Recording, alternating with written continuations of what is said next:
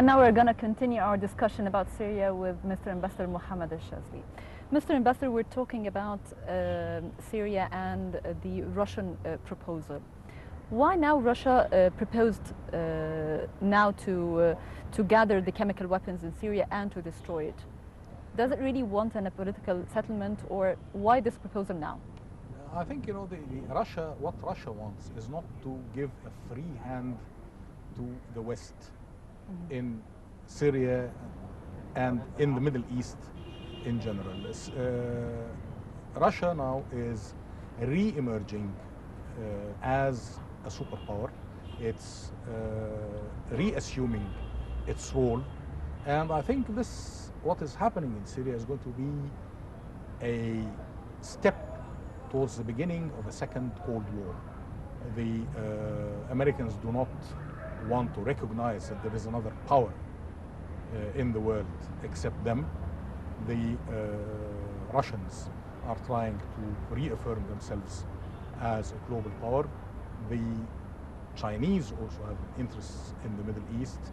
Therefore, I think this is the main reason why the Russians have intervened. If you will permit me, I would like to draw to your attention something very serious that is happening today. We are looking at what is happening in Syria out of context of what is happening in the Middle East and the Arab world in general. What is happening, there is a redrawing of the borders and on the balances of power in the Middle East. What the American program of the new Middle East is being started. If we look into what is happening in Syria in context of what is happening, without even the Arabs commenting on that, a month or a little bit over a month ago, there was an agreement between the PPK, the Kurdish Labour Party, and the Turkish government. And according to this, all the armed fighters of the PPK will leave Turkey and go with their arms into Iraq without taking the permission of Iraq, without consulting Iraq, without consulting the Arab world. This will create, also will affect the balance of powers, a very delicate balance of power in Iraq.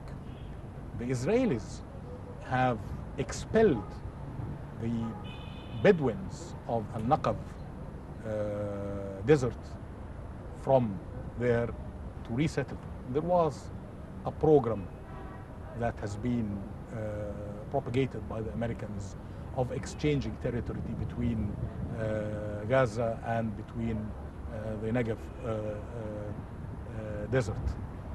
There are very serious things happening in the Middle East that we have to be aware of. It is not a matter of Syria alone.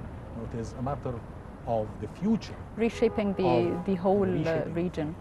Okay, Russia called on the Assad regime not only to gather the chemical weapons, but to destroy them and to join the treaty which prohibits the using of chemical weapons. How far this has an impact on the Middle East and the countries in the region? It has a tremendous effect on the Middle East. First of all, you have one party in the Middle East who has nuclear weapons, has other weapons of mass destruction. Israel. Yeah. And then the chemical weapons in the Arab world were primarily to counterbalance the nuclear threat of the Israelis. What is even more drastic is that what is happening now is that you are giving an impression in the international arena that the Arabs are not responsible to have weapons. You had Iraq, they destroyed the weapons of mass destruction, and now Syria, and nobody is looking to Israel's arsenal because they are portrayed as the responsible and sane power in the Middle East. And this will have definitely negative impact on the other countries who like to have chemical weapons as a kind of defense or use it in industry or other things, for example, like Egypt. This is indeed, the case, because with the weapons of mass destruction, whether it is nuclear weapons or whether it is chemical weapons or biological, there is the double use. You can have a factory that produces pesticides and you can use it as a chemical weapon. You can have a factory that produces fertilizers and it can be used as a chemical weapon. You have the Arabs, especially Egypt, for instance, is very much in need of nuclear power. And then you will have the argument of enriching uranium and so on. So this will be a hurdle against the development of the Arab countries. And do you believe that the Congress will give Obama the approval to attack Syria? The problem is not will the Congress give an okay to Syria is already destroyed. I mean, this is not the problem. The problem is that we wanted to save Syria from destruction. And Syria is already destroyed, whether the United States attacks it or not. The infrastructure, the social fabric has been destroyed. The Arabs, we have been watching the destruction of Syria for about 3 years now and doing nothing.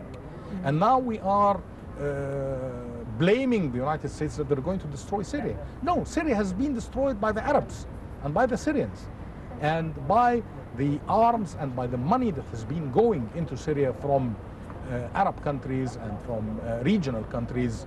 That was the main reason for the destruction of Syria. The most important thing is that the social fabric has been destroyed. Now Syria is Shiites, Alawites, Sunnis, Kurds, Turkmens, and everybody. It's divided anyhow. Everybody hates the other, and everybody is armed to the teeth against everybody else. Okay. What's the significance of putting the chemical weapons under the international control? It's first it is intransigent on the sovereignty of the country. Once you send an outside power to seize an asset of the state and to say that you are a danger to the international community, this infringes on the sovereignty and the dignity of the nation. And then it will be, as I told you, used as it has been used in Iraq. Iraq accepted the monitors and they led to its destruction. Well, Mr. Ambassador, thank you for joining us, Ambassador Mohamed Shazly, and welcome to our show once again. Thank you very much. Well, we'll go to this break and come back, so please stay tuned.